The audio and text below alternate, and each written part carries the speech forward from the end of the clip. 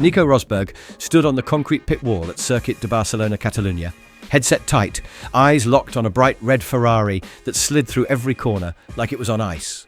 9 years earlier, this same asphalt watched Rosberg and Lewis Hamilton crash. Now, Rosberg watched his old rival fight a car that refused to stay calm. Into the television microphone, he spoke 5 clear words. That car is truly vicious. Fans heard the warning in their living rooms, and social media exploded within minutes. Could the 7-time world champion really be stuck with the most unpredictable machine on the grid? The idea felt shocking. Yet Rosberg's tone held more care than spite. He knows, perhaps better than anyone, how a difficult car can drain confidence turn after turn, lap after lap. Watching Hamilton correct another wild slide through the turn 7, he sighed and said, "You cannot chase a title like this." Reporters leaned closer, engines howled in the background, and spectators on the grandstands fell silent. Every whine of gearbox and squeal of tyre thickened the warm Catalan air. The stage was set for a tense 2 days. Free practice 2 delivered bad news. Lewis Hamilton finished 11th, 1 full second and 4/10 behind Max Verstappen at the top of the sheet. In modern ground effect racing, that gap is a canyon. Charles Leclerc, driving the sister Ferrari, ended 9th, proving the trouble was buried in the car, not in the drivers. Inside the garage, red warning lights flashed on every monitor. Brake discs touched 900 degrees Celsius, almost glowing. Rear tyres hit 46 degrees Celsius after a single push lap and lost grip at once. Hamilton told the team, front slides, rear snaps, no flow at all. Engineers dug through data, yet every graph bled time. Grandstand fans who had come to see smooth laps instead watched restless slides, and many shook their heads in disbelief at the timing screen. Every data plot pointed the same way. Time was leaking out of both Ferraris like water from a broken hose. Rosberg's verdict spread faster than a pit lane rumour. With the broadcast camera following him, he replayed Hamilton's onboard footage for viewers at home. "Count the steering moves," he said. 1, 2, 3, and the corner is not even finished. The screenshots hit social feeds at record speed. Some thought the German might enjoy Hamilton's pain, but his voice stayed calm and worried. He knows the feeling of a rear axle that keeps sliding, especially through turn 7, where the track falls away. "Lewis is riding a bucking bronco," he warned. "You cannot win titles like that." When a former champion labels a Ferrari the worst car on the grid, the paddock listens. Journalists rushed toward Ferrari's hospitality unit for answers. Team staff offered safe phrases about gathering data, but the tight smiles told a different story.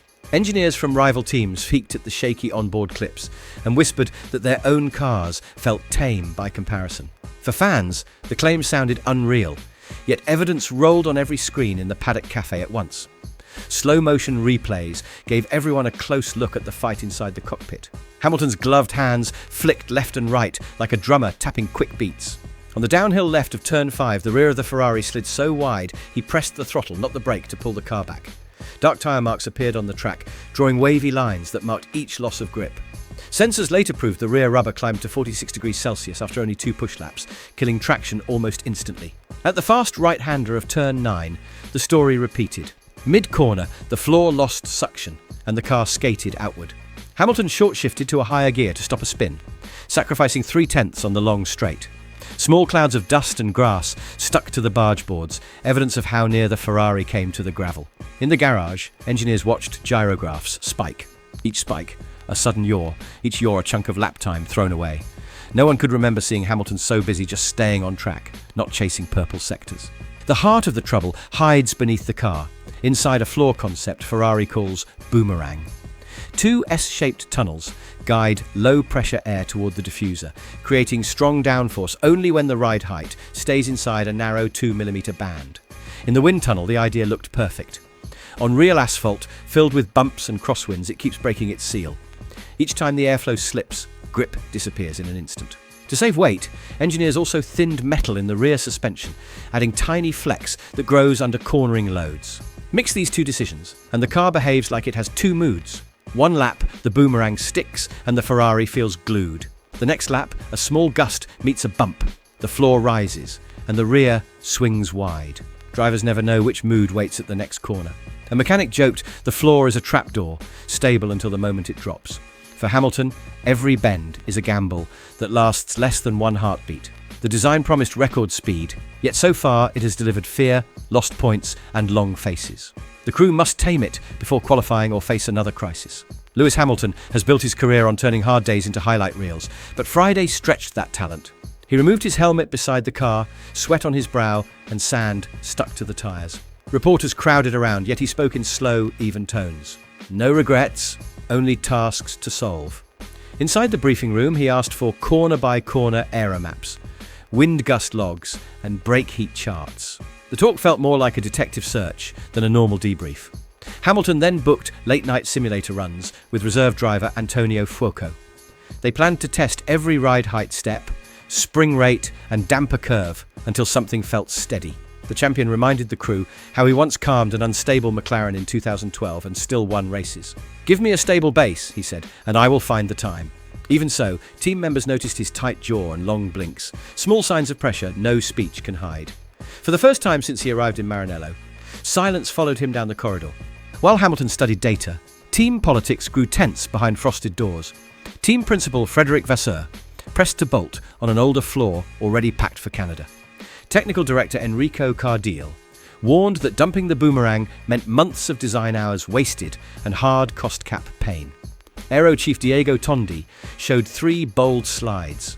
Results perfect in Bahrain, shaky in Jeddah, awful in Spain.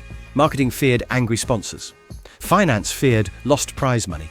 After 2 hours of steady debate, they found middle ground. The car would keep the new floor on Saturday, but rise 2 millimeters, stiffen anti-roll bars, and keep the old floor ready as a fallback before qualifying. Mechanics searched freight crates for spare mountings, while software engineers updated simulation files late into the night. An envoy from the Agnelli family listened, speaking just once to say, "Make it quick and safe." Veteran staff whispered that the tension felt like 2014, the last time Ferrari made a nighttime direction change. Everyone knew one wrong choice could cost an entire season of hope. Outside, crowds left the circuit, unaware of the storm brewing inside the red motorhome, where decisions could shape the title fight. The clock kept ticking loudly. The garage lights stayed on long after midnight. Torque wrenches clicked, and laptops glowed blue as mechanics followed the new plan. They shifted 2 kilograms of ballast to the nose for better turn-in, raised the rear ride height by 2 millimeters, and tightened anti-roll bars. Brake-by-wire maps were softened to calm corner entry. Hamilton returned from the simulator to watch every change, nodding in approval or shaking his head. Pirelli granted 1 extra set of medium tyres for the Saturday warm-up, letting the team measure wear over 5 laps. Reserve driver Antonio Fuoco shared notes from his virtual runs, pointing to a setup that felt, in his words, finally normal. A small crew fitted a fresh diffuser edge, said to add 50 kilograms of downforce in medium bends. At 2 o'clock in the morning, the chassis sat back on its wheels, looking no different to the eye, yet holding many quiet tweaks. Mechanics taped bright arrows on new parts, so trackside engineers could spot any cracks during the outlap. Before locking the garage, one veteran patted the nose cone and whispered, "Be kind tomorrow." The team left for a few hours of sleep, as birds started to sing over the empty stands. Ferrari's history is full of warnings and comebacks. In 2018, a floor change after the French Grand Prix turned a title chase into a lost cause. 2 seasons later, an ambitious engine design left the team low on power for an entire calendar. Ground effect rules in 2022 brought porpoising so harsh that drivers complained of blurred vision in Baku. Each slip began with bright hope and ended in harsh headlines. The schedule now tightens. Canada's narrow chicanes arrive in 2 weeks, followed by Austria's thin air hills and Silverstone's high-speed curves before July. Circuits that punish traction gaps and aero swings gather one after another. If Barcelona's suffering marks a pattern, this title dream may fade before summer truly arrives. Yet Maranello also remembers fast miracles. The sudden surge after Imola in 2004 and the spirited fight back during 2010. Saturday qualifying might become that hinge point. A strong lap could quiet the doubters and reignite belief. A poor showing would fuel stories of another wasted year. Fans, engineers and rivals will watch the clocks with tight chests and crossed fingers. Ferrari stands at a crossroads once more, and every second now carries double weight. Lewis Hamilton now faces a clear choice. He can accept small steps and hope rivals falter, or press the team until real speed appears.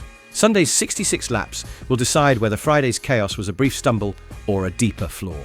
If Hamilton guides the wild SF25 onto the podium, millions will call it a masterclass. If the car slides again, questions will roar, and Ferrari's comeback tale may fade before summer.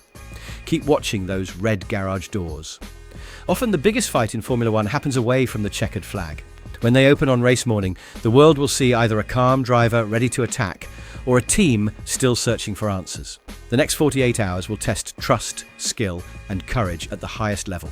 Whatever happens, fans will remember Barcelona as the moment the Scarlet Dream either took flight or fell back to earth, adding one more stirring chapter to the sport's never-ending drama. Engineers will chase data, mechanics will chase seconds, and Hamilton will chase the perfect lap, relentlessly.